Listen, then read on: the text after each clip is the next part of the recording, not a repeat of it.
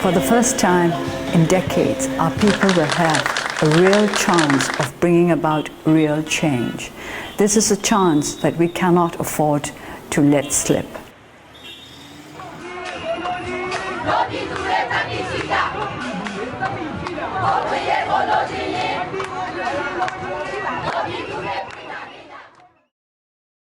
This year, for the first time in a quarter of a century, the people of Burma will have a chance to choose their leaders. The general election set for November 8th could be a pivotal moment in Burma's long struggle for democracy, a struggle for which thousands have lost their lives and millions more their freedom, as Burma's military elite enforced a decades-long political silence over the country and used poverty and fear to crush dissent while maintaining power and privilege in the hands of a few. In 2011, that all began to change. Burma's military leaders ushered in a sudden shift to semi-civilian government, ending 5 decades of military rule. Democracy activists inside Burma and overseas swelled with optimism as former General Thein Sein's administration curbed the worst of the junta's rights violations. They freed hundreds of political prisoners in the process, including Aung San Suu Kyi. Now campaigning is underway for an election that's swiftly approaching. Burma's Nobel laureate Aung San Suu Kyi is leading the National League for Democracy down the home stretch. They are the main opposition to the party founded by the former junta, Thein Sein's Union Solidarity and Development Party.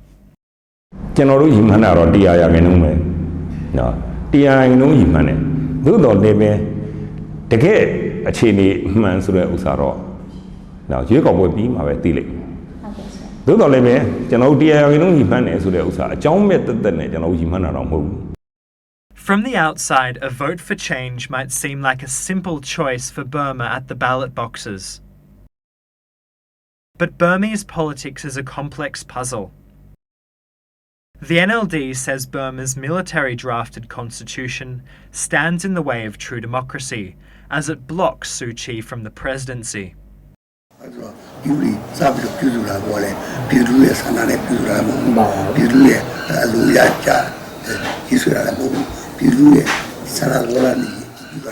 For many in the country, politics is drawn on religious lines.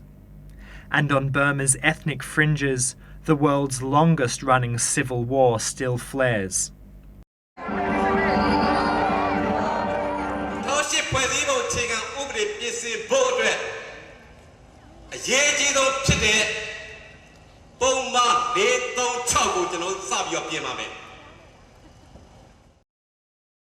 Burma's constitution states that 25% of seats across both houses of parliament are unelected. The seats are reserved for army-appointed members. The constitution also keeps the military independent of government oversight and allows it to pick the ministers of defence, home affairs and border affairs. To change the constitution, a 75% parliamentary yes vote is required. When a motion to change it went to Parliament this year, the army members wielded their effective veto and blocked reform, including an attempt to strike out a constitutional clause that blocks those with foreign family members from the presidency, a clause certain to deny Suu Kyi, whose late husband was British and whose children hold UK passports.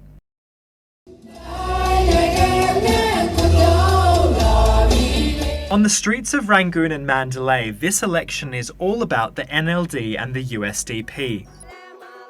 But it's a different story in Burma's ethnic states, home to 35% of the country's population and 1/3 of parliamentary seats. In Shan, Mon and Arakan states in particular, ethnic parties hold strong majorities and will be a force to be reckoned with when the mainstream parties potentially look to broker deals to form a government post-election. This election falls at a delicate time for the long, tense and sometimes violent relationship between Burma's ethnic groups and the Burmese-dominated government. By the day of polling, Thein Sein's administration will have spent 2 years in peace talks with Burma's powerful ethnic armies. The president has pushed hard for a ceasefire to be signed before Election Day, but analysts believe that many more years of negotiations will be required before peace can be achieved. If the process can be started before the elections and with the support of the international community, I feel there is a greater possibility to ensure that the succeeding government will commit to it. In 2015, political parties are campaigning on a range of issues. But there are 2 non-negotiable matters in Burmese life and politics. Respect for the army is one, the other is religion. Buddhist monks in Burma aren't allowed to vote, but that won't stop the senior monkhood from exerting their huge influence when it comes to this election. No group is more influential than Mandalay Buddhist nationalists, the Association for the Protection of Race and Religion. The Mabata, as it is known, has brought anti-Muslim sentiment firmly into Burma's mainstream politics. Religious tension is so widespread that even the National League for Democracy has reportedly failed to include a single candidate from Burma's Muslim minority. And Burma's Election Commission has disqualified scores of Muslim politicians from running in the election, including at least 19 from Burma's Rohingya minority, up to 1 million of whom will be unable to vote on citizenship grounds. That's despite Rohingya being registered to cast ballots in the last general election. The Rohingya live in apartheid-like conditions in Burma's western Arakan state, with over 100,000 confined to squalid displacement camps. The group's plight and the government's unwillingness to help them has cast a dark shadow over Burma's reform process. And the Rohingya have been discriminated against, significantly. And that's part of the reason they're fleeing. And that's why it's so important, I think, as part of the democratic transition to take very seriously this issue of how the Rohingya are treated.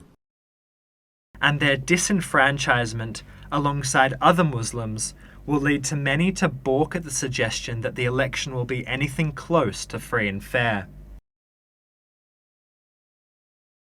On the 8th of November, voters will approach the ballot box each with different dreams and aspirations swimming through their minds. But all will have one thing in common. In Burma, every life has been touched indelibly by the vicious excesses of past military regimes. And this election could prove to be the first step towards national reconciliation.